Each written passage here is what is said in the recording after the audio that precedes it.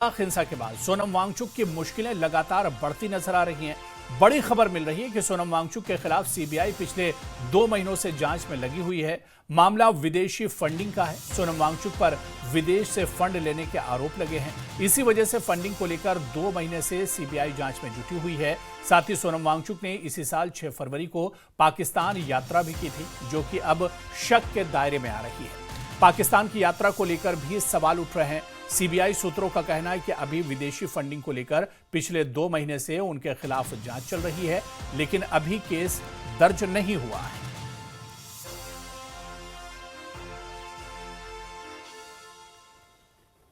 तो सोनम वांगचुक की मुश्किलें अब बढ़ती हुई नजर आ रही हैं, क्योंकि सोनम वांगचुक के खिलाफ सूत्रों के हवाले से खबर है कि विदेशी फंडिंग को लेकर भी केस नहीं हुआ है। लेकिन आपको बताते चलें कि वांगचुक की पाक यात्रा पर लगातार सवाल उठ रहे हैं, क्योंकि इसी साल 6 फरवरी को पाकिस्तान गए थे सोनम वांगचुक और उनकी इस यात्रा पर भी सवाल खड़े किए जा रहे हैं। पिछले 2 महीने से जांच में सीबीआई जुटी हुई है।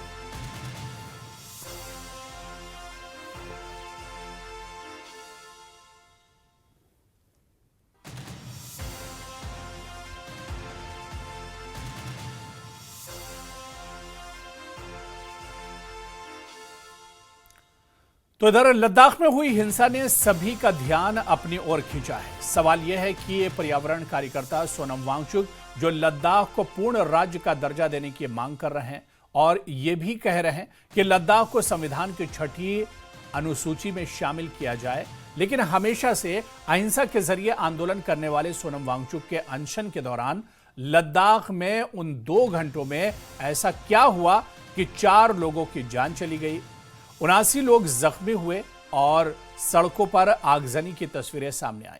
सूत्रों से यह पता चला है कि इस हिंसा के दौरान लद्दाख के जेंजी युवाओं को गुमराह किया गया था और एक सुनियोजित प्लानिंग की गई थी। यह प्रदर्शन उस वक्त हिंसात्मक हो गया जब हजारों की संख्या में युवा लेह के एनडीएस मेमोरियल ग्राउंड में इकट्ठा हुए। कुछ देर बाद धुएं का गुबार उठने लगा। बीजेपी दफ्तर और हिल काउंसिल के दफ्तर में आगजनी और तोड़फोड़ की तस्वीरें भी सामने आने लगी। इसके बाद वहां कैसे हालात बने, आप खुद इन तस्वीरों में देखकर समझ सकते हैं।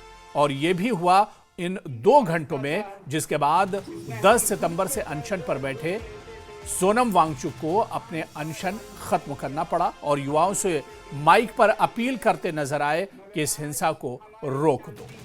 तो इस तरह की कुछ हालात कल लेह में बने थे। और यहां पर रुकेंगे फिलहाल छोटे से ब्रेक के लिए।